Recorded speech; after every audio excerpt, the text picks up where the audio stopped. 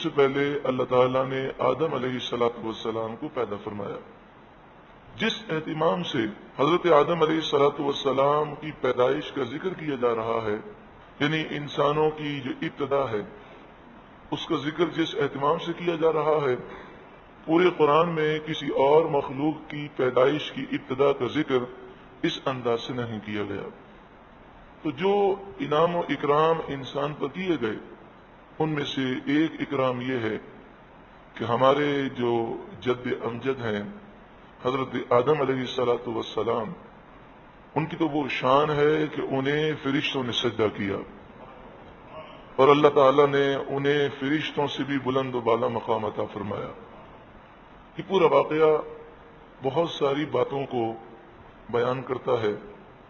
اس میں سے ایک بات یہ ہے کہ انسان، تیرا منصب تو یہ ہے، تجھے تو اس طرح زندگی گزارنی چاہیے کہ تو ایسا بن جائے کہ تیرا مقام و مرتبہ ہے وہ فرشتوں سے بھی اعلیٰ اور بلند ہو. لیکن اگر تو اس طرح نہیں بنتا اور رب کی فرما برداری نہیں کرتا تو پھر ذرا سوچ کہ تیرا مقام جانوروں سے بھی گیا گزرا ہے. اولئک کالانعام بل ہم اضل. حضرت امام غزالی علیہ رحمہ فرماتے ہیں کہ ایسی عجیب بات ہے کہ انسان اگر رب کی فرما برداری کرے اور مقام پا جائے تو فرشتوں سے اعلیٰ مقام پاتا ہے، اور اگر وہ رب کی فرما برداری نہ کرے اور کفر اختیار کرے تو فرمایا جانوروں سے بدتر ہے. تو یہ مقام و مرتبہ ہمیں سمجھایا گیا. دوسری بات یہ کہ ہمارا جو ازلی دشمن ہے، یعنی جب سے آدم علیہ السلام پیدا ہوئے ان کی پیدائش سے جو ہمارا دشمن ہے شیطان، اس کے متعلق بیان کیا گیا. اور یہ واقعہ قرآن پاک میں کئی مقام پر ریپیٹ کیا گیا.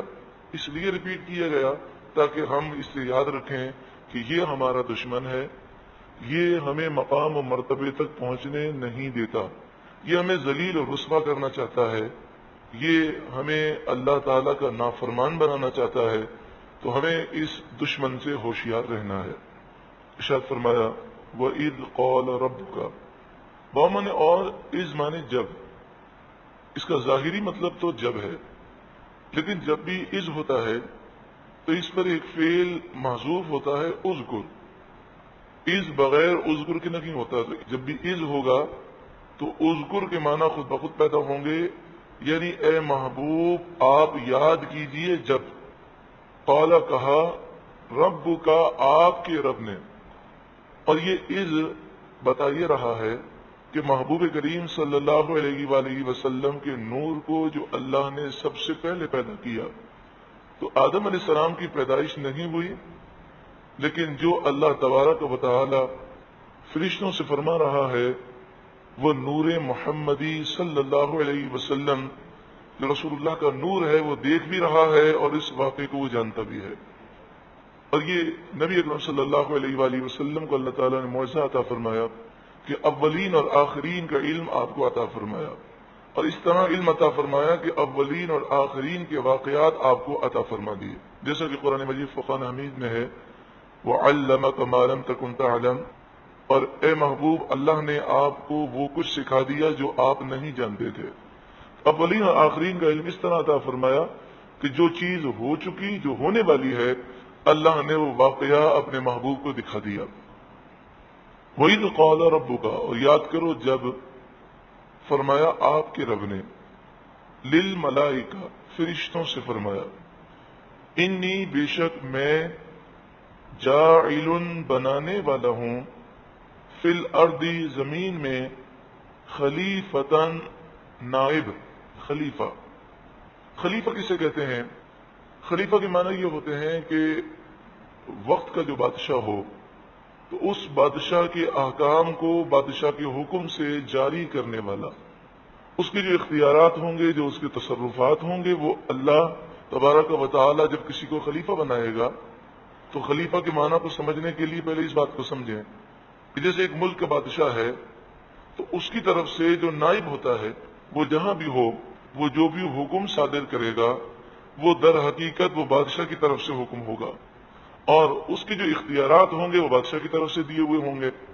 لیکن سوال یہ پیدا ہوتا ہے کہ دنیا کے اندر تو بادشاہ کو خلیفہ بنانے کی ضرورت اس لیے پڑتی ہے کہ اول تو بادشاہ ہر جگہ پہنچ نہیں سکتا، تو وہ مختلف علاقوں میں اپنا نائب مقرر کرتا ہے جو اس علاقے میں جا کر اس بادشاہ کے احکامات کو پھیلاتے ہیں۔ اللہ رب العالمین ان چیزوں سے پاک ہے۔ دوسری بات یہ کہ خلیفہ کے ایک معنی یہ ہوتے ہیں کہ بادشاہ دنیا سے چلا جائے یا بادشاہ بیمار ہو جائے تو اس کی طرف سے وہ حکومت سنبھالتا ہے۔ اللہ رب العالمین اس سے پاک ہے۔ تو اللہ رب العالمین کو خلیفہ کی حاجت نہیں ہے، ہاں لوگوں کو خلیفہ کی حاجت ہے۔ یہ خلیفہ اللہ تعالیٰ نے ہمارے لیے بنایا۔ وہ حاجت یہ ہے کہ اللہ رب العالمین کے احکامات بندوں تک، یہ اللہ کے جو خلفاء ہیں یعنی انبیاء، اللہ کے احکامات اللہ سے لے کر بندوں تک پہنچائیں۔ تو بندے ڈائریکٹ یہ احکامات پانے کی صلاحیت نہیں رکھتے، تو بندوں کو ضرورت ہے، اللہ رب العالمین اس ضرورت سے پاک ہے۔ تو خلیفہ کا یہ معنی ہے اللہ کے احکامات بندوں تک پہنچائیں، اور بندے ڈائریکٹ اللہ تبارک و تعالیٰ کے کلام کو سننے کی طاقت نہیں رکھتے، ان میں وہ صلاحیتیں نہیں، تو اللہ تعالیٰ نے انبیاء کو پیدا فرمایا جو زمین پر اللہ رب العالمین کے خلیفہ ہیں۔ یہاں پر یہ بات یاد رہے کہ اس وقت اردو میں بہت ساری ایسی تفاسیر پائی جاتی ہیں کہ جس میں تفسیر کے نام پر گمراہ کیا جاتا ہے، اور وہ تفسیر نہیں ہوتی بلکہ در حقیقت وہ تحریف معنوی ہوتی ہے کہ انسان کا ذہن خراب کیا جاتا ہے۔ اور پھر افسوس کا مقام یہ ہے کہ اگر ایسی کوئی چیز یہودی نے لکھی ہوتی، عیسائی نے لکھی ہوتی تو ہم فوراً پکڑ لیتے۔ یہ لکھنے والے وہ ہیں جو اسکالر کہلاتے ہیں، یہ لکھنے والے وہ ہیں کہ جن کا تعلق مذہبی گروہ سے ہے۔ اور پھر زیادہ افسوسناک بات یہ ہے کہ اگر کوئی مکہ مکرمہ اور مدینہ منورہ جائے، وہ حج کرنے والا یا عمرہ کرنے والا، وہ وہاں سے آ رہا ہو اور وہ پلین میں بیٹھنے لگے تو اس کے ہاتھ میں ایک جو قرآن دیا جائے اور اسے کہا جائے کہ یہ آپ پڑھیے گا، اس میں اردو میں ترجمہ بھی ہے اور تفسیر بھی ہے، اور اس تفسیر میں گمراہ کن باتیں ہوں، تو بتائیے اس سے بڑا خطرناک وار اور کون سا ہو سکتا ہے؟ اس ترجمے میں اللہ کی توہین بھی کی گئی ہے اور رسول اللہ کی بے ادبی بھی کی گئی ہے۔ ابھی آپ سن چکے اس سے پہلے کہ اللہ رب العالمین کے متعلق یہ کہنا کہ اللہ مذاق کرتا ہے، یہ رب العالمین کی توہین اور بے ادبی ہے۔ ہم کسی بزرگ کے بارے میں نہیں کہہ سکتے کہ وہ بزرگ مذاق کرتے ہیں، تو ہم اللہ کے بارے میں کیسے کہہ سکتے ہیں؟ تو اگر آپ کے گھر میں یا آپ کے رشتہ داروں کے پاس اگر یہ ترجمہ ہو تو آپ دیکھ لیجئے گا سورہ بقرہ کی آیت نمبر 15، وہاں پر ترجمہ اس طرح کیا گیا اللہ بھی ان سے مذاق کرتا ہے، نعوذ باللہ من ذالک۔ اب کہیے استغفر اللہ۔ تو اس کا ترجمہ اس طرح کیا اللہ بھی ان سے مذاق کرتا ہے۔ اسی طرح اس پوری تشریح کے اندر جو سعودی عرب سے قرآن پاک دیا جاتا ہے، اس میں پوری تشریح کے اندر شروع سے لے کر آخر تک ایڑی چوٹی کا زور لگا دیا گیا ہے کہ ہم ہی مسلمان ہیں، یعنی وہ یہ کہتے ہیں ہم مسلمان ہیں اور باقی سارے مسلمان مشرک ہیں، کافر ہیں، مرتد ہیں، بدعتی ہیں۔ اور اس نے لکھا ہے اسی پہلے بارے کی جو تشریح میں لکھا، اور جہاں پر 5واں رکوع شروع ہو رہا ہے اس کی تشریح میں لکھا کہ امت محمدیہ کی اکثریت مشرک ہو چکی ہے، یعنی کہنا یہ چاہتے ہیں کہ ہم مسلمان ہیں باقی سارے مشرک ہیں۔ تو آپ بتائیے کہ جو سعودی عرب سے قرآن پاک تقسیم کیا جا رہا ہے، جس میں مسلمانوں کی اکثریت کو مشرک، کافر، مرتد، بدعتی کہا جاتا ہے، اور ان کا عقیدہ یہ ہے کہ ہم جس عقیدے پر ہیں وہ صحیح اور باقی جو ہمارے عقیدے کو نہ مانے وہ کافر ہے، مرتد ہے، مشرک ہے، تو آپ بتائیے یہ ترجمہ جب تقسیم کیا جائے گا، یہ تشریح جب تقسیم ہوگی تو فتنہ فساد تو ہوگا۔ مسلمانوں میں اتحاد کیسے قائم ہوگا کہ جب آپ امت مسلمہ، امت محمدیہ کی اکثریت کو کافر، مشرک، بدعتی کہیں گے تو نفرتوں کے بیج تو بوئے جائیں گے۔ تو یہ ترجمہ تقسیم کیا جا رہا ہے مسلمانوں میں انتشار پھیلانے کے لیے، یہ یہودیوں کی اور عیسائیوں کی سازش ہے تاکہ مسلمانوں میں انتشار پیدا ہو، نفرتیں پیدا ہوں، فرقہ بندی پیدا ہو، اور پھر اس میں انہوں نے ہر چیز کو جہاں پر بھی اللہ کے ولیوں یا نبیوں کی شان کا ذکر ہے وہاں پر انہوں نے جو توڑنے اور مڑوڑنے کی کوشش کی، یعنی وسیلے کا بالکل صریح انکار، یہاں تک کہ یہ لکھتے ہیں کہ جو یہ کہے اے اللہ تو حضور کے وسیلے سے مجھے بخش دے، وہ کافر، مرتد، واجب القتل ہے، نعوذ باللہ من ذالک۔ اب بتائیے کہ اس طرح اگر یہ انداز اختیار کیا جائے تو نفرتوں کی آگ اور بھڑکے گی۔ اور اسی طرح ان کا یہ عقیدہ ہے کہ مکے سے مدینے جائیں اور اگر آپ نے یہ نیت کی کہ میں رسول اللہ کے دربار میں حاضری دینے جا رہا ہوں تو آپ مشرک ہو گئے، آپ کا نکاح ٹوٹ گیا، اب کافر ہو گئے. توبہ توبہ استغفر اللہ. مسلمانوں کی اکثریت جب بھی مدینے جاتی ہے تو یہی نیت کرتی ہے کہ حضور کی بارگاہ میں ایک گناہگار حاضر ہو رہا. تو کیا اتنی سی بات پر مسلمانوں کو مشرک کہہ دیا جائے، کافر کہہ دیا جائے؟ حالانکہ آپ سن چکے تفسیر ابن کثیر میں حدیث ہے کہ جو کسی مسلمان پر جھوٹا شرک کا الزام لگائے گا وہ خود مشرک ہو جائے گا. تو میں بات یہ کر رہا تھا کہ یہاں پر بھی خلیفہ جو ہے، تمام مفسرین جو مستند ہیں انہوں نے یہی لکھا 1400 سال میں کہ اللہ نے حضرت آدم علیہ السلام کو خلیفہ بنایا. اور اس کی خلیفہ کا یہ معنی ہے کہ اللہ نے انہیں دنیا کے اندر بھیجا اور وہ اللہ کے احکامات دنیا کے لوگوں تک پہنچاتے ہیں. لیکن یہ جس ترجمے اور تفسیر کی میں بات کر رہا ہوں اس میں لکھا خلیفہ کا ترجمہ نائب نہیں ہے، بلکہ خلیفہ کا تو مطلب یہ ہے کہ ایک ایسی قوم میں پیدا کرنے والا ہوں جو زندہ رہیں گے، پھر مر جائیں گے، پھر دوسرے ان کی جگہ آ جائیں گے.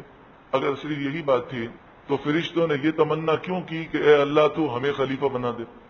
فرشتے تو وہ مخلوق ہیں جو ہمیشہ زندہ رہیں گے، صرف قیامت کے دن انہیں موت آئے گی، پھر دوبارہ اللہ تعالیٰ انہیں زندگی دے گا، اتنی لمبی زندگی ملے گی. تو ان کو زمین پر جا کر اگر خلیفہ کے یہ معنی ہوتے کہ ایک ایسی قوم پیدا کر رہا ہوں جو زمین پر رہے گی اور پھر وہ چند عرصے کے بعد مر جائے گی، پھر دوسرے لوگ اس کی جگہ پر آ جائیں گے. اس طرح ہوتا ہے کہ باپ مرتا ہے تو بیٹا اس کی جگہ پر آ جاتا ہے. اگر صرف یہی معنی ہوتے تو فرشتوں نے یہ تمنا کیوں کی، جیسا کہ تفسیر میں موجود ہے کہ وہ یہ کہہ رہے تھے کہ مالک و مولا یہ تو زمین میں فساد کریں گے. یہ مطلب یہ تھا کہ مالک و مولا تو انہیں خلیفہ نہ بنا، ہمیں خلیفہ بنا کیونکہ ہم تیری عبادت کرتے ہیں، جیسا کہ آگے ذکر ہے. تو یہ معنی کرنا خلیفہ کا یہ قرآن کی بھی تحریف ہے اور احادیث طیبہ کی بھی تحریف ہے. اور 1400 سال میں جو تفسیر کی گئی اس کے بجائے اپنی رائے سے تفسیر کرنا. اور حدیث پاک میں من قال فی القرآن برأیہ فلیتبوأ مقعدہ فی النار، جو قرآن میں اپنی رائے سے تفسیر کرے وہ اپنا ٹھکانہ جہنم میں بنا لے. اللہ تبارک و تعالیٰ نے فرشتوں سے یہ کیوں فرمایا کہ میں زمین میں خلیفہ بنانے والا ہوں؟ بعض لوگوں نے کہا اللہ تعالیٰ نے مشورہ لیا، اللہ تعالیٰ نے اجازت مانگی. نعوذ باللہ من ذالک، توبہ استغفر اللہ. اللہ تعالیٰ مشورہ لینے سے پاک ہے، اسے مشورے کی کوئی حاجت نہیں. اللہ تعالیٰ کسی سے اجازت نہیں مانگتا، وہ اجازت لینے سے پاک ہے.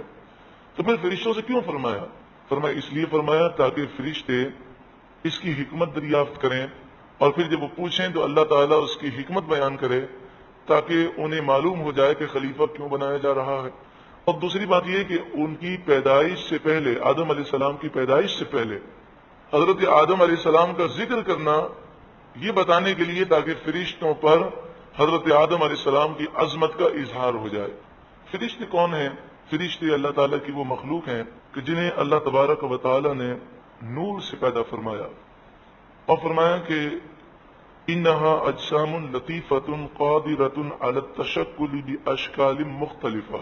فرشتے وہ مخلوق ہیں کہ جن کے جسم بڑے لطیف ہوتے ہیں اور وہ اس بات پر قادر ہیں کہ اللہ کی عطا سے مختلف شکلوں میں وہ ظاہر ہو سکیں. لا یراہم ما ہم علیہ الا ارباب النفوس القدسیہ، اور ان کی اصل جو حالت ہے اسے عام آدمی نہیں دیکھ سکتا، انبیاء دیکھ سکتے ہیں اور وہ اولیاء دیکھ سکتے ہیں جو خاص مقام و مرتبے پر فائز ہیں. قالوا، فرشتے بولے، اتجعل فیہا، حمزہ زبر آ مانے کیا، تجعلو اے اللہ تو بنائے گا، فیہا اس زمین میں، من یفسدو اسے، یفسدو جو فساد کرے گا، فیہا زمین میں، ویسفک الدماء اور وہ خون بہائے گا. یفسدو مانے فساد کرے گا اور یسفک مانے بہائے گا، الدماء مانے خون. مالک و مولا تو اسے اپنا خلیفہ بنائے گا کہ جو زمین میں فساد کرے گا اور خون بہائے گا. اصل میں یہاں پر فرشتوں کو سمجھنے میں شبہ ہو گیا.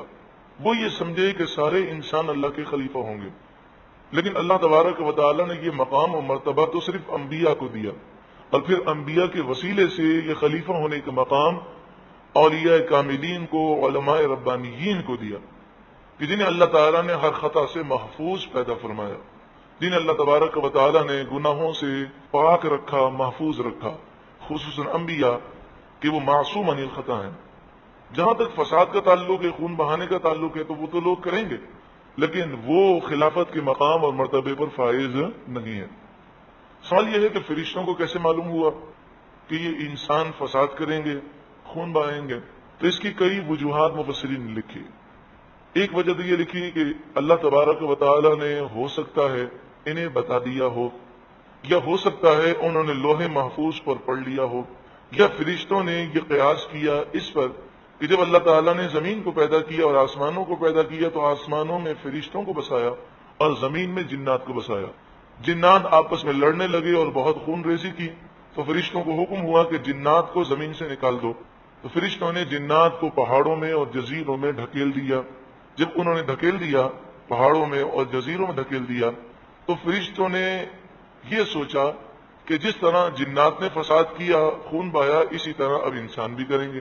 بعض مفسرین نے فرمایا کہ اس کی وجہ یہ تھی کہ وہ یہ جانتے تھے اللہ کی عطا سے کہ انسان کو بھوک بھی لگے گی، اسے کھانے کی ضرورت بھی ہوگی، اس میں نفسانی خواہشات بھی ہوں گی، اور انہیں زندگی گزارنے کے لیے مال کی ضرورت بھی ہوگی۔ فرشتے جو ہیں انہیں اللہ تعالیٰ نے پاک پیدا کیا، نہ بھوک لگتی ہے، نہ نیند آتی ہے، نہ ہی ان میں نفسانی خواہشات ہیں، نہ غصہ ہے۔ تو فرشتوں نے جب یہ دیکھا کہ ایک ایسا انسان پیدا کیا جائے گا جس میں غصہ بھی ہوگا، غضب بھی ہوگا، نفسانی خواہشات کا بھی وہ مرکز ہوگا، اور بہت سارے معاملات ہوں گے، تو پھر وہ روٹی کے لیے، وہ خوراک کے لیے ایک دوسرے سے لڑائی کرے گا اور فساد ہو جائے گا۔ اور ہم ایسے ہیں کہ اللہ تبارک و تعالیٰ نے ہمیں ایسا پیدا کیا، یعنی فرشتوں نے کہا کہ ہمیں ہر قسم کی آلائش سے، بھوک سے، پیاس سے، سونے سے، نیند سے اللہ تعالیٰ نے پاک پیدا کیا۔ تو یہ بات تو درست ہے کہ انسان میں یہ سارے عوامل ہیں، لیکن غصہ نہ ہو اور کوئی غصہ نہ کرے تو وہ کمال نہیں جو غصہ انسان کے جسم میں رکھا جائے لیکن وہ غصے پر کنٹرول کر لے، نفسانی خواہشات پر کنٹرول کرے، بھوک اور پیاس بھی ہو لیکن رمضان کا روزہ بھی رکھے، مال کی محبت بھی ہو لیکن اللہ کی راہ میں مال خرچ بھی کر دے، تو اسے جو مقام و مرتبہ ملتا ہے۔ اسی لیے تو فرمایا کہ جب وہ ولایت کے مقام پر پہنچتا ہے تو عام فرشتوں سے بھی بلند و بالا ہو جاتا ہے۔ وَنَحْنُ، اور ہم، نُسَبِّحُ، ہم تسبیح کرتے ہیں، پاکی بیان کرتے ہیں، بِحَمْدِکَ، تیری حمد کرتے ہوئے، تعریف کرتے ہوئے، وَنُقَدِّسُ لَكَ، اور ہم تقدیس بیان کرتے ہیں، پاکیزگی بیان کرتے ہیں، لکا، تیرے لیے۔ انسانوں کے فساد کا ذکر اور پھر اپنی عبادت کا ذکر اس لیے تھا کہ فرشتوں نے زبان سے تو نہیں کہا، لیکن مراد یہ تھی کہ اللہ تو ہمیں اپنا خلیفہ بنا دے۔ قال، اللہ تعالیٰ نے فرمایا، انی اعلم، بے شک میں خوب جانتا ہوں، ما لا تعلمون، جو تم نہیں جانتے، یعنی اس میں کیا حکمتیں ہیں وہ میں زیادہ جانتا ہوں۔ اور لوگوں کے ذہنوں میں خیال آتا ہے کہ فرشتوں نے خلیفہ بننے کی تمنا کیوں کی، وہ تو معصوم ہے، تو اس میں کوئی عجیب و غریب بات نہیں۔ خلیفہ بننا یہ بہت بڑا اعزاز ہے اللہ تعالیٰ کی طرف سے، تو ہر انسان ہو یا کوئی بھی مخلوق ہو، اس کی یہ تمنا ہونی چاہیے کہ وہ اللہ کا قرب پائے اور اللہ کی طرف سے بڑے بڑے اعزازات پائے۔ تو یہ تمنا جو تھی وہ بالکل درست تھی کہ انہوں نے چاہا کہ اللہ کا ہمیں قرب ملے اور وہ خاص مقام ملے کہ جو خاص مقام اللہ نے اپنے خلیفہ کے لیے رکھا، کہ نبیوں کا درجہ تمام فرشتوں سے، یہاں تک کہ جبریل امین جو فرشتوں کے سردار ہیں ان سے بھی بلند و بالا ہے۔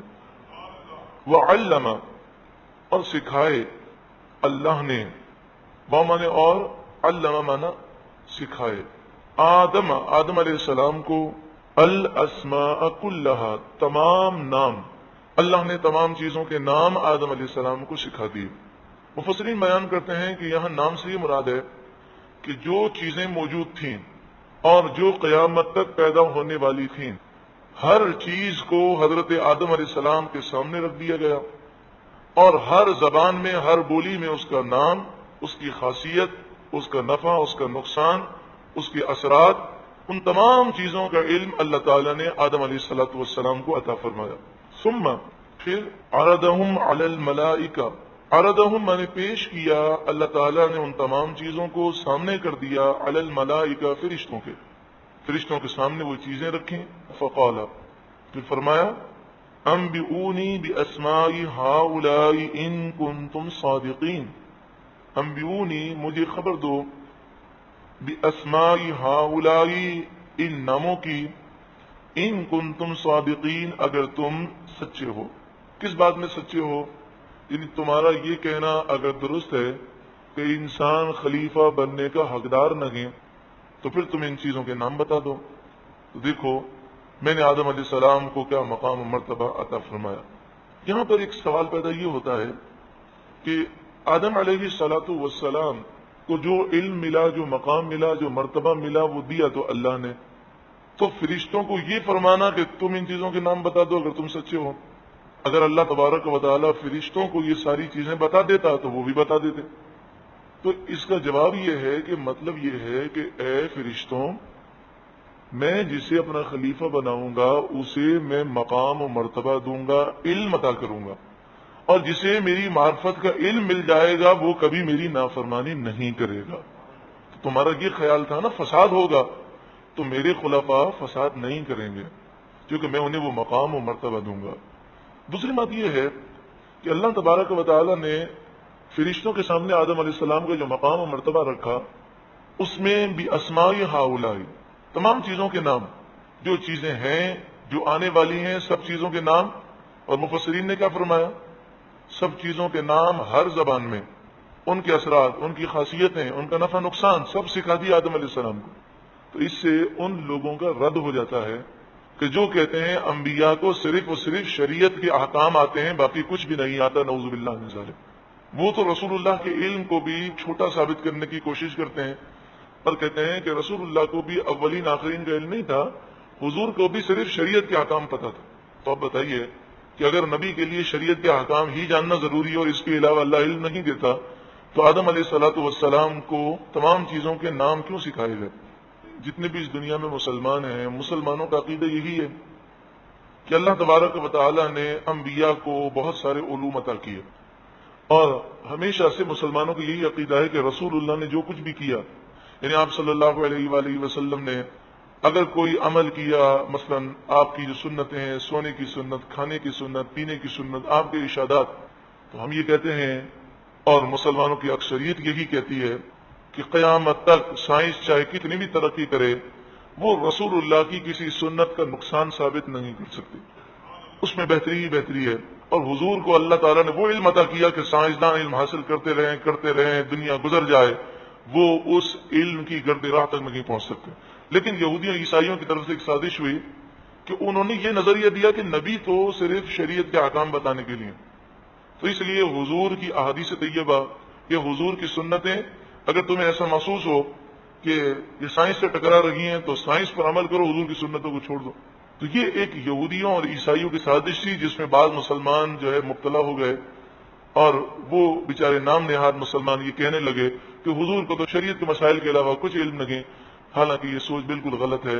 حضور صلی اللہ علیہ وآلہ وسلم کے ہر فرمان میں وہ حکمتیں ہیں، اور آپ کو اللہ تعالیٰ نے وہ علم عطا فرمایا کہ آپ کا جو فرمان ہے سائنس وہ ترقی کرتی رہے لیکن وہ آج اگر حضور کے فرمان کی حکمتوں کو نہیں سمجھ سکتی تو کچھ عرصہ گزرے گا، انہیں اپنی غلطی کا احساس ہوگا، کئی چیزوں کو وہ نہیں مانتے تھے لیکن آج مانتے ہیں، اور پھر کئی صدیاں گزریں گی بہت ساری وہ حکمتوں کو سنتوں کو مان لیں گے۔ قالو، فرشتے بولے، سبحانک، پاکی ہے تجھے، فرشتے بولے سبحانک، پاکی ہے تجھے، لا علم لنا، ہمارے پاس علم نہیں، الا ما علمتنا، مگر اتنا جتنا تو نے ہمیں عطا کیا، انک انت العلیم الحکیم، بے شک تو ہی علم والا حکمت والا ہے۔ قال یا آدم، فرمایا اے آدم، انبئہم باسمائہم، آپ ان فرشتوں کو ان ناموں کی خبر دے دیں۔ فلما، پھر جب انبأہم باسمائہم، اللہ تعالیٰ نے جب حکم دیا تو آدم علیہ السلام نے خبر دی، انبأ، آدم علیہ السلام نے خبر دی فرشتوں کو باسمائہم، ان ناموں کی۔ قال الم اقل لکم، تو اللہ تعالیٰ نے فرمایا کیا میں نے نہ کہا تھا، انی اعلم غیب السماوات والارض، بے شک میں آسمان و زمین کے غیب کو جانتا ہوں، یعنی میرے بتائے بغیر کوئی غیب نہیں جانتا۔ وَأَعْلَمُ، اور میں خوب جانتا ہوں، ما تبدون، جو تم ظاہر کرتے ہو، یعنی تم کہتے ہو کہ انسان فساد کرے گا، وہ بھی میں جانتا ہوں۔ وما کنتم تکتمون، اور جو تم چھپا رہے تھے وہ بھی میں جانتا ہوں۔ یعنی جو تم کہنا چاہتے تھے اور زبان سے نہ کہہ سکے کہ اے اللہ تو ہمیں خلیفہ بنا دے۔ پھر اللہ تبارک و تعالیٰ نے سجدہ کرنے کا حکم دیا۔ وَإِذْ قُلْنَا لِلْمَلَائِكَةِ، اور یاد کرو جب ہم نے کہا فرشتوں سے، لِلْمَلَائِكَةِ اسْجُدُوا، تم سب سجدہ کرو، لِآدم، آدم علیہ السلام کو، آدم علیہ السلام کو سجدہ کرنے کا حکم دیا۔ تو سجدے کی دو قسمیں ہوتی ہیں، ایک عبادت کی نیت سے سجدہ ہو، کسی کو الہ سمجھ کر، معبود سمجھ کر سجدہ ہو، یہ تو پہلے بھی شرک تھا اور اب بھی شرک ہے، اللہ کے سوا کسی اور کو سجدہ جائز نہیں۔ دوسرا سجدہ یہ ہوتا ہے کہ کسی کو سجدہ کیا جائے اس کی تعظیم میں، تو عبادت کا جو سجدہ ہے وہ پہلے بھی شرک تھا اور اب بھی شرک ہے، اللہ کے سوا کسی اور کو خدا سمجھ کر سجدہ نہیں کیا جا سکتا۔ لیکن جہاں تک تعلق ہے تعظیم کا سجدہ، وہ پہلے جائز تھا اور ہماری شریعت میں منع کر دیا گیا، لیکن یہ شرک نہیں ہے، یہ گناہ ہے، حرام ہے، گناہ کبیرہ ہے، لیکن اسے شرک نہیں کہہ سکتے۔ کیوں؟ اس لیے کہ شرک وہ ہوتا ہے جو ہر دور میں شرک رہا۔ شرک کبھی بھی جائز نہیں ہو سکتا کہ پہلے شرک جائز تھا اور بعد میں وہ شرک بن گیا، ایسا نہیں ہوگا۔ شرک کے معنی ہے کسی کو اللہ کے برابر سمجھنا، اور کسی کو اللہ کے برابر سمجھنا وہ ہر دور میں حرام ہے، شرک ہے، جہنم میں لے جانے والا عمل ہے۔ تو سجدہ تعظیمی یہ شرک نہیں ہے، یہ حرام ہے، گناہ ہے اس شریعت میں۔ تو لہذا اگر کوئی تعظیم کا سجدہ کسی کو کرے گا تو وہ کافر مشرک تو نہیں ہوگا، مگر سخت گناہ گار ہوگا، گناہ کبیرہ کا مرتکب ہوگا۔ ہاں، فرشتوں نے وہ سجدہ کیا تعظیم کا۔ حضرت یوسف علیہ السلام کو یوسف علیہ السلام کے بھائیوں نے اور یعقوب علیہ السلام نے جو سجدہ کیا وہ بھی تعظیمی سجدہ تھا۔ عقد جہاں صلی اللہ علیہ وآلہ وسلم کی بارگاہ میں ایک اونٹ آیا اور اس نے حضور کو سجدہ کیا، تو صحابہ کرام نے عرض کیا رسول اللہ ہمیں اجازت دیجیے کہ ہم بھی سجدہ کریں، یہ تو جانوروں کا سجدہ کرتا ہے۔ تو آپ صلی اللہ علیہ وسلم نے فرمایا اگر میں سجدہ اللہ کے سوا کسی اور کے لیے جائز کرتا تو عورت کو کہتا کہ وہ اپنے شوہر کو سجدہ کرے، لیکن سجدہ صرف اللہ کے لیے جائز ہے۔ تو تعظیمی سجدے سے رسول اللہ نے منع کر دیا۔ اس طرح کی بہت ساری احادیث طیبہ ہیں۔ وَإِذْ قُلْنَا لِلْمَلَائِكَةِ اسْجُدُوا لِآدَمَ، اور یاد کرو جب ہم نے کہا فرشتوں سے کہ تم سجدہ کرو آدم علیہ السلام کو، فَسَجَدُوا، تو سب فرشتوں نے سجدہ کیا، الا ابلیس، مگر ابلیس نے سجدہ نہ کیا۔ ابلیس فرشتہ نہیں تھا، وہ جن تھا، لیکن چونکہ فرشتوں کے درمیان موجود تھا تو جب فرشتوں کو سجدے کا حکم ہوا تو ہر چیز نے سجدہ کیا۔ تو ابلیس لعین اس پر بھی سجدہ کرنا لازم تھا لیکن اس نے سجدہ نہ کیا۔ ابا، اس نے انکار کیا، واستکبر، اور تکبر کیا، وکان من الکافرین، اور کافروں میں سے ہو گیا۔ اللہ رب العالمین کی حکمتیں اور اس کی خفیہ تدبیر ہم نہیں جانتے۔ علامہ قرطبی علیہ رحمہ تفسیر قرطبی میں پہلی جلد صفحہ نمبر 295 پر لکھتے ہیں کہ ابلیس لعین کا پہلے جو نام تھا وہ عزازیل تھا سریانی زبان میں، اور عربی زبان میں اسے حارث کہتے تھے۔ اس کی عمر بہت لمبی تھی اور ایک روایت کے مطابق اس نے 6 کروڑ برس اللہ کی عبادت کی، زمین اور آسمان کے ہر چپے پر سجدہ کیا۔ جنت کا یہ خازن تھا، آسمان دنیا کے فرشتوں کا سردار تھا، آسمان و زمین پر اس کی سلطنت تھی، علم میں اور عبادت میں یہ فرشتوں سے زیادہ تھا، آسمان سے زمین تک کے معاملات کا محافظ و منتظم تھا، ہر آسمان پر اس کا الگ نام تھا، اور لوح محفوظ پر جو اس کا نام لکھا تھا مردود، وہ یہ نہیں جانتا تھا۔ اس نے اللہ تعالیٰ کو سجدہ کرنے سے انکار نہیں کیا، اس نے اللہ کی بھی ادبی توہین کا اعلان نہیں کیا، یہ توحید کا ماننے والا تھا اور اس نے توحید کا انکار نہیں کیا۔ اس نے کیا کام کیا؟ اس نے اللہ کے نبی کی توہین کی۔ عام طور پر لوگ یہ کہتے ہیں کہ ابلیس لعین نے اللہ کا حکم نہیں مانا لہذا اس کی 6 کروڑ سال کی عبادتیں اس کے منہ پر مار دی گئیں۔ تو دیکھیں ہم بھی تو کتنے اللہ تعالیٰ کے حکم نہیں مانتے، لیکن اگر کوئی اللہ کا حکم نہ مانے تو وہ گناہ ہے، لیکن باقی ساری عبادتیں تو برباد نہیں ہوتی۔ تو اللہ کا حکم نہیں مانا یہ بات تو ضرور ہے، لیکن بات دراصل یہ ہے کہ اس نے حکم بھی نہ مانا اور حضرت آدم علیہ السلام کی توہین اور بے ادبی کی۔ جب آدم علیہ السلام کی تعظیم سے اس نے انکار کر دیا، بے ادبی کی، تو 6 کروڑ برس کی عبادتیں اس کے منہ پر مار دی گئیں، مردود ہو گیا ہمیشہ کے لیے۔ یہ واقعہ جو قرآن مجید فرقان حمید میں کئی مقام پر ہے، یہ واقعہ درس یہ دیتا ہے کہ اے بندوں، تم اپنی عبادت پر اور اپنے علم پر غرور نہ کرنا، تمہاری عبادتیں ابلیس لعین جیسی عبادتیں نہیں ہو سکتی، اگر میرے نبی کی ادنا سی بھی گستاخی ہو گئی تو تمہارا ایمان برباد ہو جائے گا۔ یہ وہ مقام و مرتبہ ہے جو نبی کا ہے۔ لیکن افسوس کی بات ہے کہ یہاں یہ واقعہ نبی کی شان بتانے کے لیے ہے، لیکن کئی ایسے لوگ ہیں جب آدم علیہ السلام کا قصہ وہ بیان کرتے ہیں تو آدم علیہ السلام کی توہین و بے ادبی کرتے ہیں۔ کتنے افسوس کی بات ہے۔ اور وہ کہتے ہیں آدم علیہ السلام نے گناہ کیا، خطا کی، نعوذ باللہ من ذالک، اور کیا کچھ وہ کہتے ہیں۔ تو سوچیں کہ ابلیس لعین آدم علیہ السلام کی توہین کی وجہ سے برباد ہوا، اور وہ اپنے آپ کو مفسر سمجھتے ہیں اور تفسیر کرتے ہوئے غلط تفسیر بیان کرتے ہیں، اور آدم علیہ السلام کی توہین کر کے خود بھی ایمان سے محروم ہوتے ہیں۔ وقلنا، اور ہم نے فرمایا، یا آدم اسکن، اے آدم آپ رہیے، انت وزوجک، اور آپ کی بیوی رہے، الجنت، جنت میں۔ حضرت آدم علیہ السلام کو اللہ تعالیٰ نے پیدا کیا اور آپ جنت میں داخل ہوئے۔ آپ سو رہے تھے تو آپ کی جب آنکھ کھلی تو آپ نے اپنے برابر ایک خاتون کو دیکھا۔ سوال یہ ہے کہ جنت میں تو نیند نہیں آتی، تو آپ جنت میں کیسے سوئے؟ تو مفسرین نے فرمایا کہ یہ اللہ تعالیٰ کی شان ہے کہ جنت میں نیند نہیں آئے گی، لیکن یہ معاملہ کب ہوگا؟ جب قیامت کے دن فیصلہ ہو جائے گا اور لوگ پھر جنت میں جائیں گے، اس وقت یہ اعلان کیا جائے گا کہ اب موت بھی نہیں ہے اور اب نیند بھی نہیں ہے، کیونکہ نیند جو ہے وہ موت کی ایک طرح سے بہن ہے۔ تو فرمایا کہ حضرت حوا وہ پیدا ہوئیں۔ اب بخاری شریف پہلی جلد صفحہ نمبر 469 پر ہے کہ اللہ تعالیٰ نے حضرت حوا کو حضرت آدم کی بائیں پسلی سے پیدا کیا، اور بائیں پسلی میں بھی جو سب سے اوپر والی جو پسلی ہے جو سب سے زیادہ ٹیڑھی ہوتی ہے اس سے پیدا فرمایا۔ تو جب آپ پیدا ہو گئیں تو آپ کو حضرت آدم علیہ السلام کو یہ حکم ہوا کہ جنت میں رہیں۔ وَكُلَا مِنْهَا رَغَدًا، وَكُلَا، اور آپ دونوں کھائیں، مِنْهَا، اس جنت سے، رَغَدًا، بلا روک ٹوک، حَيْثُ شِئْتُمَا، جہاں سے آپ دونوں چاہیں، شِئْتُمَا آپ دونوں چاہیں، وَلَا تَقْرَبَا، اور نہ قریب جائیں، هَذِهِ الشَّجَرَةَ، اس درخت کے۔ یہ درخت کون سا درخت تھا یہ اللہ بہتر جانے۔ تین قول ہیں، زیتون کا درخت، گندم کا درخت یا انگور، اور حقیقت حال کو اللہ ہی زیادہ جانتا ہے۔ فَتَكُونَا مِنَ الظَّالِمِينَ، اگر آپ اس درخت کے قریب گئے تو آپ دونوں ہو جائیں گے حد سے بڑھنے والوں میں سے۔ لیکن یہاں پر فرمایا فَتَكُونَا مِنَ الظَّالِمِينَ، اس کا لفظی ترجمہ بنتا ہے آپ دونوں ظالم ہو جائیں گے۔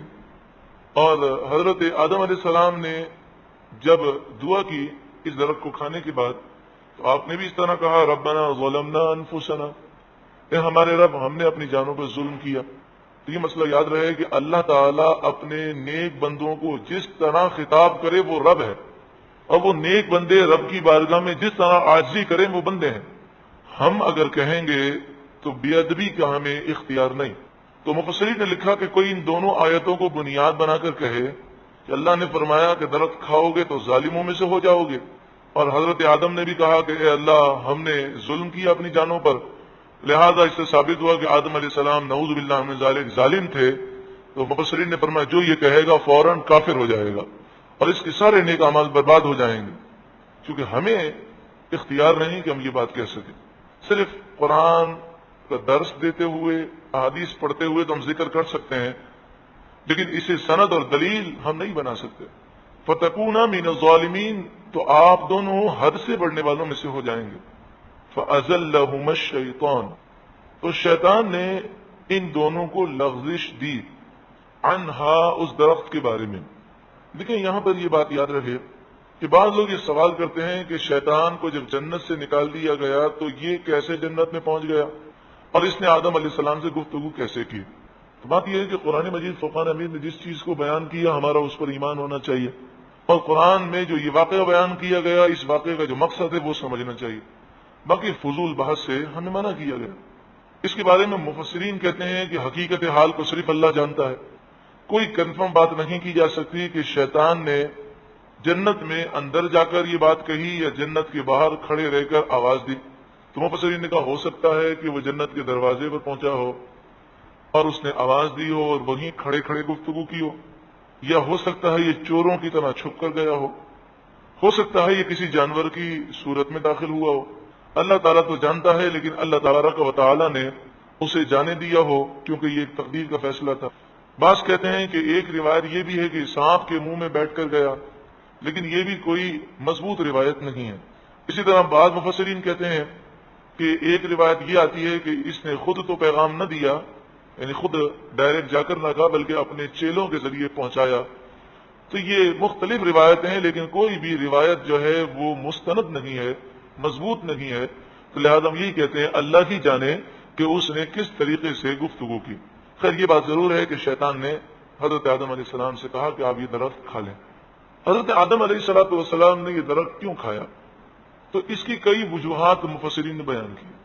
ایک وجہ تو یہ بیان کی کہ اللہ تبارک و تعالیٰ نے فرمایا اس درخت کے قریب نہ جائیں، تو یہ حکم تحریماً تھا، یعنی اس درخت کے قریب جانا حرام ہے.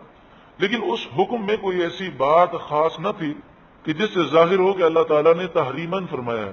تو حضرت آدم علیہ السلام نے یہ خیال کیا کہ اللہ تبارک و تعالیٰ نے یہ فرمایا ہے کہ یہ درخت اگر آپ کھائیں گے تو اس سے جو ہے آپ کو گناہ تو نہیں ہوگا، لیکن آپ نہ کھائیں تو آپ کے حق میں اچھا ہے. چونکہ لفظ ظالمین عربی میں بہت سارے معنی کے لیے آتا ہے، تو اس سے بھی کوئی بات واضح نہیں ہوتی. تو کہا کہ یہ تحریماً حکم تھا اور آدم علیہ السلام اسے تنزیہاً سمجھے. دوسری بات یہ تھی کہ اللہ تعالیٰ نے فرمایا اس درخت کے قریب مت جائیے گا، تو آدم علیہ السلام اس درخت کے قریب نہ گئے. آپ نے دوسرا درخت کھایا تو آپ نے یہ خیال کیا کہ اللہ تعالیٰ نے اس درخت کے قریب جانے سے منع کیا ہے، لیکن اللہ تعالیٰ کی مراد یہ تھی کہ یہ درخت اور اس کی جن سے، اس کی قسم سے جتنے درخت ہیں ان میں سے کسی کے قریب مت جائیے گا. مثلا اگر یہ گندم کا درخت تھا تو فرمایا اس پودے کے قریب مت جائیے گا. تو آدم علیہ السلام نے خیال کیا یہ پودا منع ہے، لیکن در حقیقت آپ کو منع تھا ہر قسم کے گندم کے درخت. ایک مثال ہے سمجھانے کے لیے. تو آپ کے ساتھ یہ معاملات ہوئے. ایسا کیوں ہوا؟ تو فرمایا اس لیے ہوا کہ آدم علیہ السلام کو 500 برس جنت میں ہو چکے تھے، اور اللہ تعالیٰ نے پہلے ہی فرما دیا تھا پیدائش سے پہلے، یعنی ان کی پیدائش سے پہلے، کہ میں زمین میں خلیفہ بنانے والا ہوں. تو حضرت آدم علیہ السلام تو زمین میں خلیفہ تھے، تو جنت سے نکلنا تو ضرور تھا. تو اللہ تعالیٰ نے یہ سبب بنا دیا. لیکن جو زیادہ مستند قول ہے وہ یہ کہ اصل میں اللہ تعالیٰ نے آپ کو بھلا دیا، اور یہ ساری چیزیں آپ کے ذہن سے ہٹ گئیں. اور یہ بھلایا کیوں گیا؟ جیسے ہم جب روزہ رکھتے ہیں اور بھول کر کھا پی لیں تو رسول اللہ نے فرمایا کہ بھول کر کھانے پینے سے روزہ نہیں ٹوٹتا، اللہ نے کھلایا اور اللہ نے پلایا. تو حضرت آدم علیہ السلام کو بلایا کیوں گیا؟ جیسا کہ سورہ طٰہٰ آیت نمبر 115 میں فَنَسِیَ وَلَمْ نَجِدْ لَهُ عَزْمًا، آدم علیہ السلام بھول گئے، ہم نے ان کا عزم نہ پایا، یعنی جان بوجھ کر انہوں نے یہ کام نہیں کیا. تو بلایا کیوں گیا؟ تاکہ آپ یہ درخت کھا لیں اور تاکہ آپ زمین پر جائیں، چونکہ زمین پر آپ اللہ کے نائب ہیں، خلیفہ ہیں. اس کے علاوہ ایک اور بات ہے کہ یہاں پر ازلہ کے الفاظ ہیں، فَأَزَلَّهُمَا الشَّيْطَانُ، اور ازلہ جو ہے الذلہ فی الاصل استرسال الرجل من غیر قصد. ذلہ کہتے ہیں پاؤں کا پھسل جانا بغیر ارادے کے. تو انسان خود جان بوجھ کر پھسلتا نہیں ہے، بغیر ارادے کے پاؤں پھسل جاتا ہے. تو فَأَزَلَّ کے الفاظ بھی یہ بتاتے ہیں کہ آدم علیہ السلام نے جان بوجھ کر اس درخت کو نہیں کھایا. تو جب ایسا نہیں کیا تو آپ کا یہ گناہ بھی نہیں، آپ کی خطا بھی نہیں، کوئی جرم نہیں. اور انبیاء علیہ السلام معصوم ہیں، اور اس پر حضرت علامہ قرطبی علیہ الرحمہ تفسیر قرطبی میں فرماتے ہیں کہ اس پر امت کا اجماع ہے، انہم معصومون من الصغائر کلھا، کہ کبیرہ گناہ تو کبیرہ گناہ ہے، انبیاء تو صغیرہ گناہوں سے بھی معصوم ہیں. تو اس لیے یہ ساری باتیں ہیں. جب یہ ساری باتیں موجود ہیں تو پھر اس کے باوجود حضرت آدم علیہ السلام کے متعلق یہ کہنا کہ انہوں نے گناہ کیا، انہوں نے جرم کیا، یہ آدم علیہ السلام کی صریح توہین اور بے ادبی ہے. فَأَخْرَجَهُمَا، پس شیطان نے ان دونوں کو نکال دیا، مما وہاں سے، کانا فیہ جہاں وہ تھے، وَقُلْنَا اهْبِطُوا، اور ہم نے فرمایا اتر جاؤ تم سب. اہبطوا جمع کا صیغہ ہے اور یہاں دو تھے، اور عربی میں جمع جو ہے وہ 3 سے شروع ہوتی ہے. تو فرمایا اہبطوا کی معنی یہ ہے کہ آدم اور حوا آپ دونوں بھی اتریں، اور آدم علیہ السلام کی پشت میں جو نسل رکھی گئی ہے، جو اولاد ہے، وہ بھی اتر جائے، یعنی آپ سب نیچے اتریں. بعضکم لبعض عدو، تم میں سے ایک دوسرے کا دشمن ہوگا. وَلَكُمْ فِي الْأَرْضِ مُسْتَقَرٌّ، اب تمہارے لیے زمین میں مستقر ہے، عارضی ٹھکانہ ہے. یعنی یہ خوشخبری بھی سنا دی گئی کہ جنت سے ہمیشہ کے لیے آپ نہیں نکلے، زمین پر جائیں، اور پھر ایک وقت آئے گا کہ پھر دوبارہ آپ سب جو مومنین ہوں گے، جو اللہ کے فرمانبردار ہوں گے آپ کی اولاد میں، وہ سب دوبارہ جنت میں داخل ہوں گے. بعض مفسرین نے بڑا ہی پیارا نقطہ بیان کیا. انہوں نے فرمایا جنت میں آدم علیہ السلام تھے، اگر آپ ہمیشہ جنت میں رہتے تو آپ کی پشت میں مومنین بھی تھے اور کافر بھی تھے آپ کی اولاد میں، تو آپ کو دنیا میں بھیج دیا گیا تاکہ کافر اور مومنین جدا جدا ہو جائیں، اور پھر آدم علیہ السلام اور مومنین دوبارہ جنت میں داخل ہو جائیں اور کافرین جو ہیں وہ جہنم میں داخل ہوں. تو کہا کہ اس میں ایک حکمت یہ بھی تھی، وہ متاعن الہین، متاعن سامان برتنا، الہین ایک وقت تک، یعنی ہمیشہ دنیا میں نہیں رہنا، پھر تمہیں پلٹ کر آنا ہے. فتلقى آدم من ربه، تو آدم علیہ السلام نے سیکھ لیے، فتلقى سیکھ لیے، من ربه اپنے رب سے، کلمات چند کلمات، یعنی آپ نے اللہ کی بارگاہ میں دعائیں کی اور بڑی لمبی دعائیں کی. 300 برس تک آپ رب کی بارگاہ میں دعا کرتے رہے. خطا آپ کی نہیں تھی، گناہ آپ کا نہیں تھا، لیکن عاجزی اور انکساری تو دیکھیں. 300 برس تک اتنا روئے کہ زمین اور آسمان میں جتنی بھی مخلوق ہے آج تک وہ روئی ہے اور قیامت تک جو روئے گی.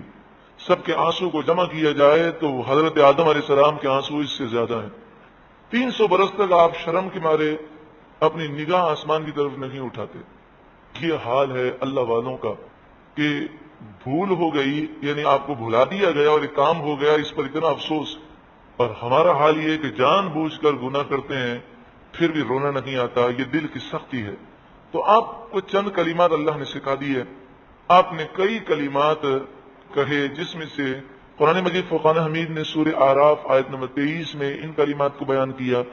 ربنا ظلمنا انفسنا، اے ہمارے رب ہم نے اپنی جانوں پر ظلم کیا.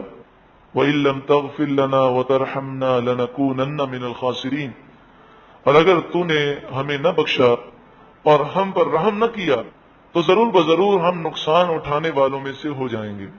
احادیث طیبہ میں اور بھی بہت ساری دعاؤں کا ذکر ہے، اور سیدھی سی بات ہے، آپ بھی جانتے ہیں کہ آدم علیہ السلام نے 300 برس تک صرف یہی ایک جملہ نہیں کہا ہوگا، بلکہ مفسرین نے فرمایا کلمات جو ہیں اس سے مراد ہے کئی جملے، کئی کلمات اور بہت ساری دعائیں آپ نے مانگی. ان دعاؤں میں ایک دعا یہ بھی تھی کہ آپ نے رسول اللہ کا وسیلہ پیش کیا.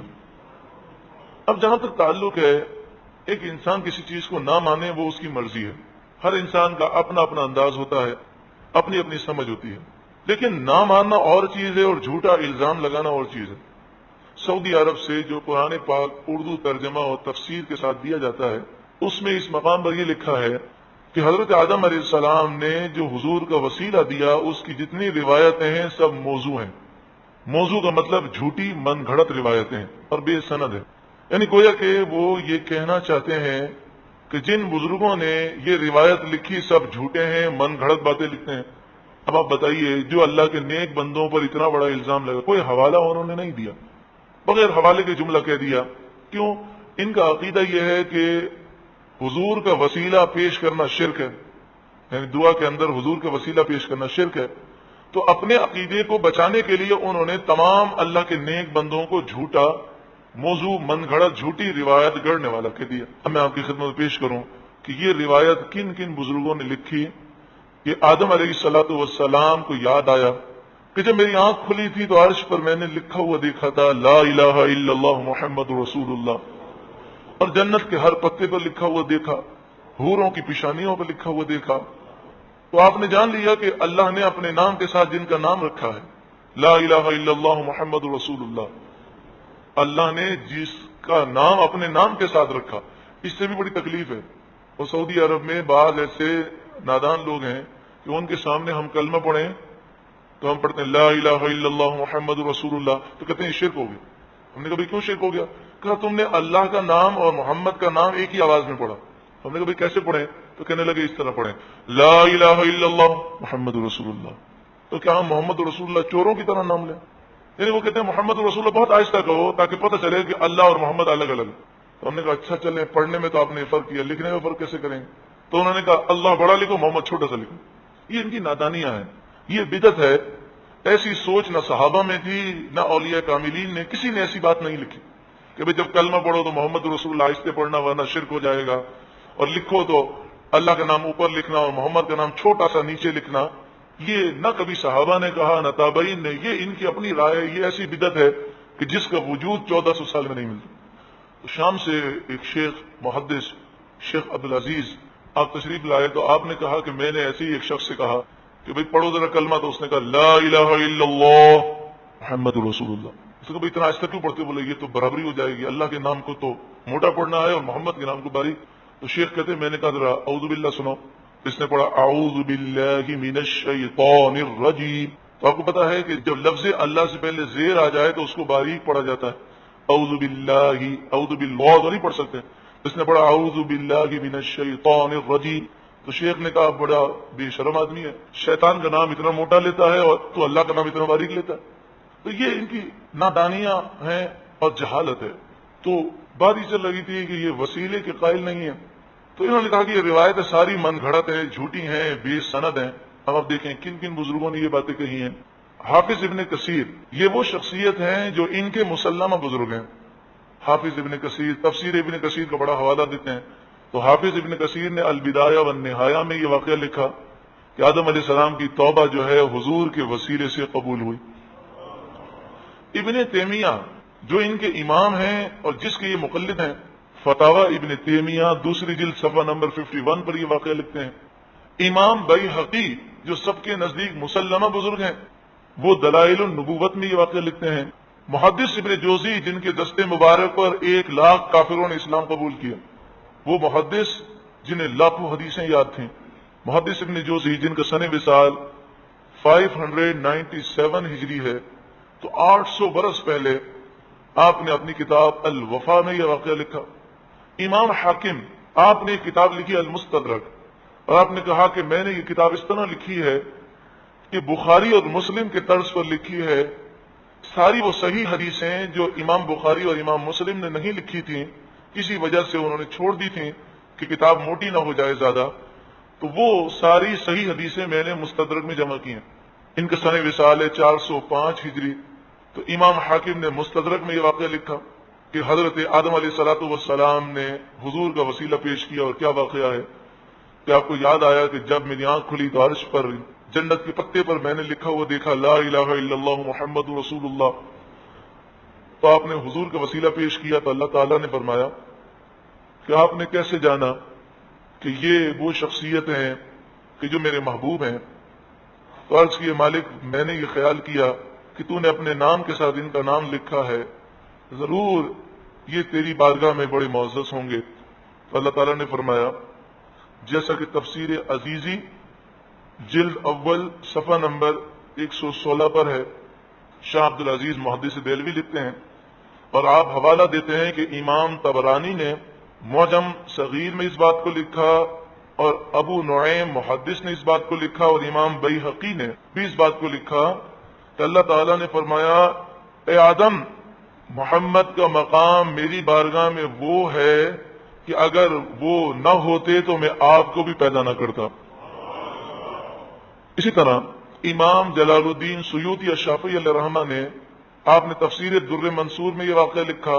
امام جلال الدین سیوطی الشافعی علیہ رحمہ جن کا سن وصال ہے 911 ہجری، اور آپ وہ بزرگ ہیں کہ جن کے بارے میں سبھی مانتے ہیں کہ آپ کو بیداری میں 75 مرتبہ رسول اللہ کا دیدار نصیب ہوا. علامہ آلوسی علیہ رحمہ نے آپ نے تفسیر روح المعانی میں یہ واقعہ لکھا. ان تمام باتوں سے معلوم ہوا کہ آدم علیہ السلام نے حضور کا وسیلہ پیش کیا ہے، اور جو انہوں نے یہ بات لکھی کہ وسیلہ شرک ہے تو یہ بات خود صحابہ کرام کے عمل کے خلاف ہے. دیکھیں بخاری شریف کتاب الاستسقاء، اس میں امام بخاری نے لکھا کہ صحابہ کرام رسول اللہ کا وسیلہ دعا میں پیش کیا کرتے تھے، تو صحابہ کرام کے شرک کرتے تھے نعوذ باللہ. اور پھر حضرت امام بخاری نے یہ لکھا کہ جب حضرت عمر کے دور میں قحط سالی آئی تو حضرت عمر نے حضور کے چچا حضرت عباس کا وسیلہ اللہ کی بارگاہ میں پیش کیا. تو وسیلہ اگر پیش کرنا شرک ہوتا تو کیا حضرت عمر ایسا کرتے اور حضرت امام بخاری کا لکھتے؟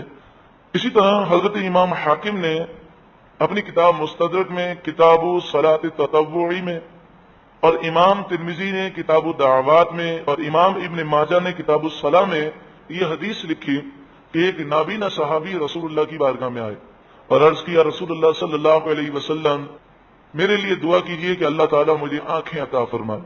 تو آپ نے فرمایا 2 رکعت نفل حاجت کی نیت سے پڑھو اور اس کے بعد اللہ کی حمد و ثنا کرو, مجھ پر درود بھیجو اور یہ دعا پڑھو, اللہم انی اسألک, اے اللہ میں تجھ سے سوال کرتا ہوں, واتوجہ الیک, اور اے اللہ میں تیری طرف متوجہ ہوتا ہوں, بنبیک محمد, نبی رحمہ, اس نبی کے صدقے وسیلے کے جو رحمت ہیں جو محمد صلی اللہ علیہ وسلم. تو آپ نے دیکھا کہ حضور نے اس نابینا صحابی کو وسیلہ مانگنے کی تعلیم ارشاد فرمائی. پھر آگے کیا سکھایا؟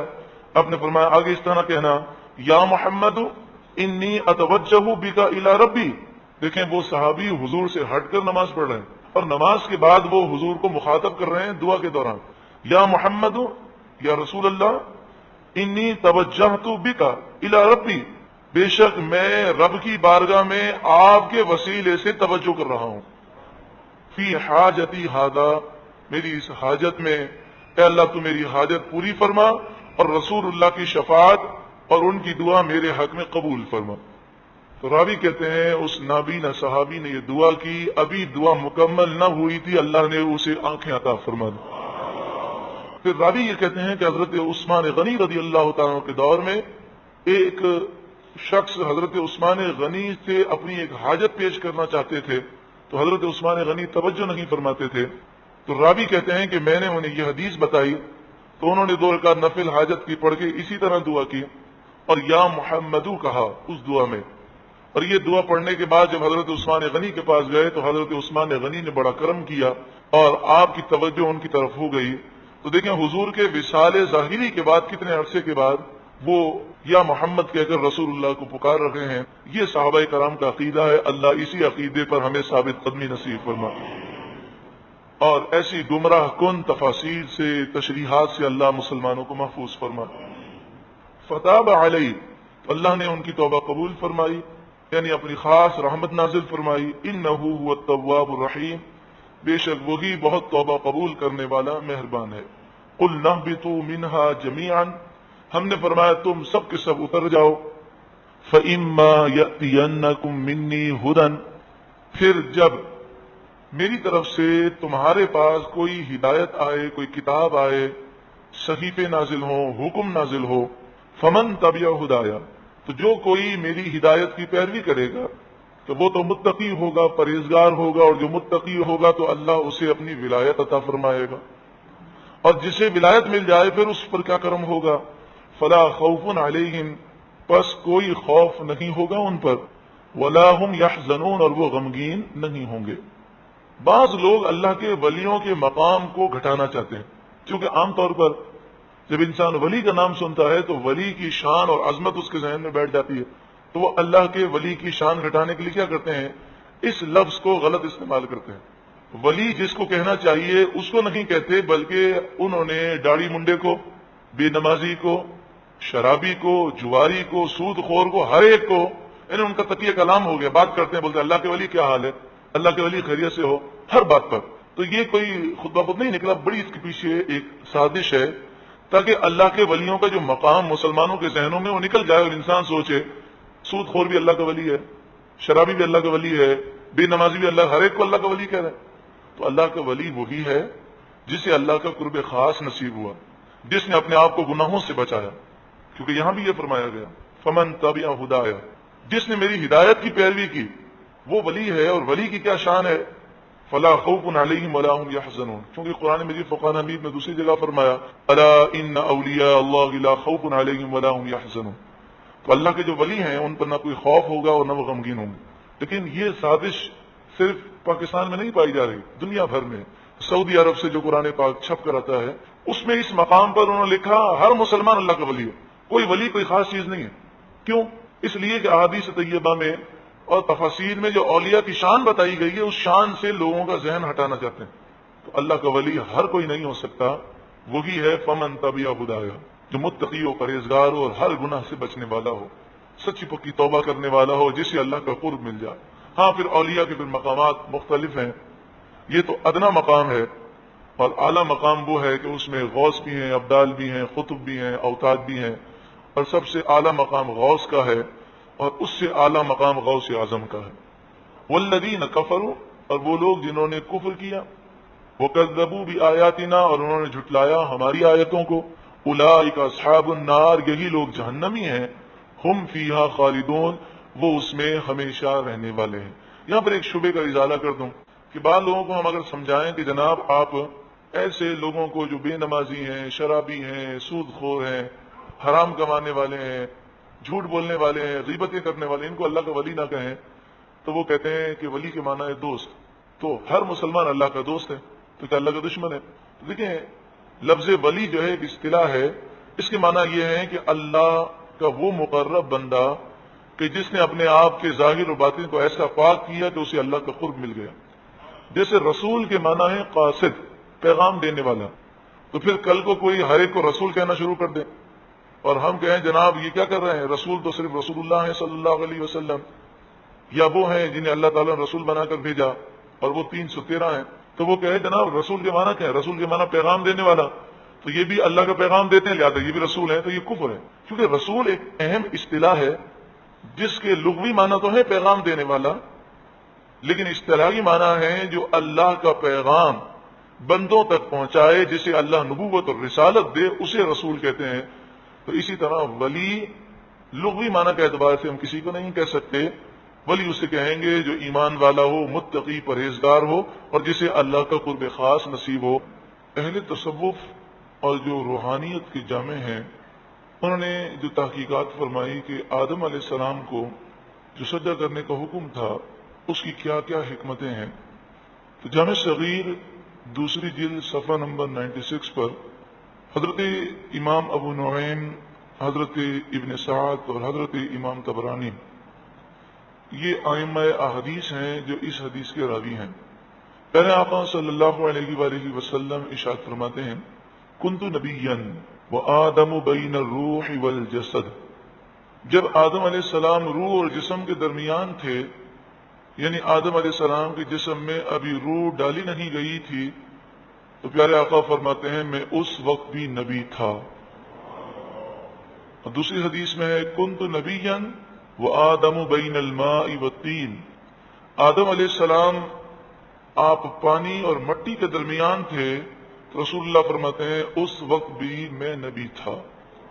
تو یہ حوالہ آپ نوٹ کر لیں، امام طبرانی نے جامع صغیر دوسری جلد صفحہ نمبر 96 پر اس حدیث پاک کو لکھا، اور تفسیر ثعلبی میں بڑا ہی پیارا نقطہ لکھا گیا کہ جبریل امین کو اللہ نے حکم دیا کہ رسول اللہ صلی اللہ علیہ وآلہ وسلم کی قبر انور کی جو جگہ ہے، یہ تو آپ بات جانتے ہیں کہ انسان کی تدفین وہیں ہوتی ہے جہاں سے مٹی لی گئی، تو جو قبر انور کی جگہ ہے، جسم مبارک جس مٹی سے لگا ہوا ہے، یہ وہ مٹی مبارک ہے جس سے رسول اللہ کا جسم اقدس بنایا گیا۔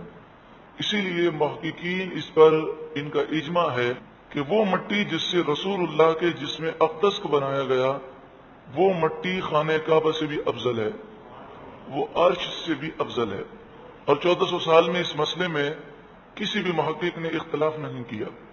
تو جبریل امین نے اللہ کے حکم سے رسول اللہ صلی اللہ علیہ وآلہ وسلم کی قبر انور کی جگہ سے حضور صلی اللہ علیہ وآلہ وسلم کے اجزائے جسمیہ مبارک کی مٹی وہاں سے لی، اور پھر جنت کے پانی آب تسنیم سے اس مٹی کو گوندا گیا، پھر اسے جنت کی نہروں میں غوطے دلوائے گئے، پھر اسے زمینوں اور آسمانوں میں پھیلایا گیا۔ فرشتوں نے حضور کو آدم علیہ السلام سے پہلے پہچانا، پھر آدم علیہ السلام کے جسم کی مٹی کے ساتھ اس مبارک مٹی کو ملا دیا گیا، پھر آدم علیہ السلام میں روح پھونکی گئی، تو فرمایا نور محمدی آدم علیہ السلام کی پیشانی میں چمکایا گیا، آپ کی پیشانی میں نور محمدی چمک رہا تھا۔ علامہ امام فخر الدین رازی علیہ رحمہ، آپ بہت بڑے محقق ہیں، آپ کا سن وصال 606 ہجری ہے، یعنی 7ویں صدی ہجری کے بزرگ ہیں۔ اب اپنی تفسیر کبیر دوسری جلد صفحہ نمبر 455 پر لکھتے ہیں، ان الملائکۃ امروا بالسجود لآدم، بے شک فرشتوں کو آدم علیہ السلام کی بارگاہ میں سجدہ کرنے کا جو حکم دیا گیا، اور یہ تو آپ جانتے ہیں کہ فرشتوں میں سب سے پہلے جو سجدہ کیا وہ حضرت جبرائیل امین نے کیا. سب سے پہلے آپ نے سجدہ کیا، اللہ نے تمام فرشتوں کی سرداری آپ کو عطا فرمائی. پھر اس کے بعد حضرت میکائیل نے، پھر اسرافیل نے، پھر اسرائیل نے، پھر جو مقربین فرشتے ہیں انہوں نے سجدہ کیا. اور یہ سجدہ کب ہوا؟ تو اس میں آدم علیہ والسلام کی پیدائش کے بارے میں یہ تو محققین متفق ہیں کہ آدم علیہ السلام کے جسم مبارک میں روح ڈالی گئی جمعۃ المبارک کے دن. اور یہ کب ڈالی گئی؟ تو زوال کے بعد سے لے کر غروب آفتاب کے درمیان، اس میں سے کسی وقت میں ڈالی گئی. لیکن ایک صحیح حدیث کے مطابق کہ نبی اکرم صلی اللہ علیہ وآلہ وسلم نے فرمایا جمعہ عید کا دن ہے، کیونکہ آدم علیہ السلام کی ولادت بھی اسی دن ہوئی اور آپ کا وصال بھی اسی دن ہوا. ان یوم الجمعۃ یوم العید، جمعہ عید کا دن ہے. فی خلق آدم وفی قبض، آدم علیہ السلام کی ولادت بھی اسی دن ہوئی اور آپ کا وصال بھی اسی دن ہوا. اور جمعے میں ایک ایسی گھڑی ہے، ایک ایسا لمحہ ہے کہ جو دعا کی جائے اللہ تعالیٰ وہ دعا فوراً قبول فرماتا ہے. یہ وہ لمحہ ہے جس لمحے آدم علیہ السلام کی ولادت ہوئی. تو رسول اللہ صلی اللہ علیہ وآلہ وسلم نے اس لمحے کو جو تلاش کرنے کا حکم دیا وہ عصر سے مغرب کے درمیان. تو عصر سے مغرب کے درمیان جمعے کے دن عصر کی نماز جہاں پڑھیں وہیں بیٹھ جائیں اور عصر سے لے کر مغرب تک دعا کریں. تو اس کے درمیان کوئی لمحہ ہے وہ مقبولیت کا لمحہ ہے. تو آدم علیہ السلام کی پیدائش جمعۃ المبارک کے دن ہوئی اور فرشتوں کو سجدہ کرنے کا حکم ہوا. پھر یہ فرشتوں نے کتنی دیر سجدہ کیا؟ تو اس میں دو روایتیں ہیں. ایک روایت ہے 100 سال تک فرشتوں نے سجدہ کیا، اور دوسری روایت ہے 500 برس تک فرشتوں نے سجدہ کیا. لیکن امام فخر الدین رازی علیہ الرحمہ کتنا ہی پیارا نقطہ بیان کرتے ہیں کہ آپ یہ تو سن چکے کہ آدم علیہ السلام کی پیشانی میں نور محمدی وہ چمک رہا تھا. ان الملائکۃ امروا بالسجود لآدم لاجل ان نور محمد صلی اللہ علیہ وسلم کان فی جبہۃ آدم. امام فخر الدین رازی علیہ الرحمہ کی تحقیق یہ ہے کہ آدم علیہ السلام کو سجدہ کرنے کا حکم اس لیے دیا گیا کہ آدم علیہ السلام کی پیشانی میں نور محمدی چمک رہا تھا. اور تفسیر روح المعانی میں لکھا، یہ پہلا جز ہے صفحہ نمبر 200، کہ آدم علیہ السلام اللہ کے خلیفہ ہیں اور تمام انبیاء وہ خلیفہ ہیں، اور انبیاء کے بعد صدیقین اور صالحین خلیفہ ہیں. صدیقین، صالحین اور انبیاء کے علاوہ کوئی بھی خلیفۃ اللہ نہیں ہے. خلافت الہیہ کا منصب صرف انبیاء کو ملا اور پھر ان کے واسطے سے صدیقین اور صالحین کو. لیکن علامہ صاحب روح المعانی لکھتے ہیں، یہ بھی عظیم الشان بزرگ ہیں، آپ فرماتے ہیں فہو صلی اللہ علیہ وسلم علی الحقیقہ الخلیفۃ الاعظم. اس بات میں کوئی شک نہیں کہ رسول اللہ اللہ کے سب سے بڑے خلیفہ ہیں، خلیفہ اعظم ہیں. فی الخلیقۃ والامام المقدم فی الارض والسماوات العلی، آپ ساری مخلوق میں سب سے بڑے خلیفہ ہیں اور آپ سب کے امام ہیں، زمین میں بھی اور آسمانوں میں بھی. ولولاہ ما خلق آدم ولا اگر آدم علیہ السلام، اگر حضور نہ ہوتے تو نہ آدم علیہ السلام کو پیدا کیا جاتا، نہ ہی کائنات کی کوئی چیز بنائی جاتی. پھر یہ بات بھی یاد رہے کہ جو خلیفہ ہے، خلیفۃ اللہ ہے، اسے اللہ تبارک و تعالی پوری دنیا کی حکومت عطا فرماتا ہے، پوری دنیا میں تصرف کرنے کی طاقت، قدرت. اب اس میں سے جو چاہے اظہار کرنا چاہے اظہار کرے. حضرت سلیمان علیہ السلام نے اپنی طاقت کا اظہار فرمایا اور رب کی بارگاہ میں دعا کی تو آپ کو اظہار کی اجازت تھی اور آپ نے اظہار بھی فرمایا. تو پہاڑ آپ کے فرمان پر چلتے، ہوائیں، پانی، جنات، پرندے، ہر چیز. تو صرف یہ نہ سمجھا جائے کہ سلیمان علیہ السلام ہی کو اختیارات تھے، ہر نبی کو اللہ نے خلیفۃ اللہ بنایا اور پوری کائنات میں تصرف کا اختیار تھا. لیکن اللہ کا جو خلیفہ ہے، خلیفۃ اللہ، انبیاء ہوں، صدیقین ہوں یا صالحین، وہ اللہ کی رضا پر اپنی خواہشات کو قربان کرتے ہیں. وہ وہی کام کرتے ہیں جس میں اللہ کی رضا ہے، جس میں اللہ کی مشیت ہے. جسے نبی اکرم صلی اللہ علیہ وآلہ وسلم آپ خلیفہ اعظم ہیں، لیکن ملک الجبال آتے ہیں اور کہتے ہیں آپ اگر حکم دیں تو یہ پہاڑ ملا دیے جائیں اور اہل طائف کو ہلاک کر دیا جائے. تو آپ صلی اللہ علیہ وآلہ وسلم نے اس کی اجازت نہ دی. اور یہ حدیث جو ملک الجبال والی ہے، یہ حدیث بخاری شریف پہلی جلد صفحہ نمبر 458 پر ہے، مسلم شریف دوسری جلد صفحہ نمبر 109 اور ترمذی شریف دوسری جلد صفحہ نمبر 58 پر یہ حدیث ہے کہ رسول اللہ صلی اللہ علیہ وسلم نے فرمایا، میرے سامنے یہ بات پیش کی گئی کہ اللہ تعالیٰ نے فرمایا اگر آپ چاہیں تو مکے کی وادیوں کو، ان کے پہاڑوں کو میں سونا بنا دوں آپ کے لیے. تو آپ صلی اللہ علیہ وآلہ وسلم نے عرض کی، مالک و مولا میں تو یہ چاہتا ہوں ایک دن میں پیٹ بھر کے کھاؤں تو دوسرے دن میں بھوکا رہوں. اسی طرح مشکات شریف اور مسلم شریف کی روایت ہے کہ رسول اللہ نے فرمایا، اے عائشہ اگر میں چاہوں تو یہ پہاڑ سونے کی بن کر میرے ساتھ چلے.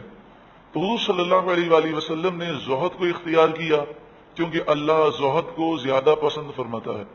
تو یہ تو اس موضوع پر گفتگو تھی کہ جو خلیفۃ اللہ ہے اسے اللہ تعالیٰ کیا کہ اختیارات دیتا ہے، اور یہ اختیارات وہی استعمال کرتے ہیں جہاں اللہ کی مشیت ہوتی ہے، اللہ کی رضا ہوتی ہے.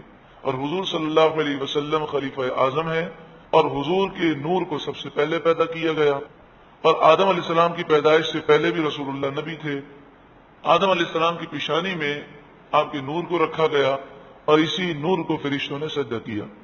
حضرت آدم علیہ السلام کا جب نکاح ہوا حضرت حوا سے، تو تفسیر فتح العزیز اس کی پہلی جلد صفحہ نمبر 179 میں لکھا کہ آدم علیہ السلام کو حکم ہوا کہ آپ مہر ادا کیجیے.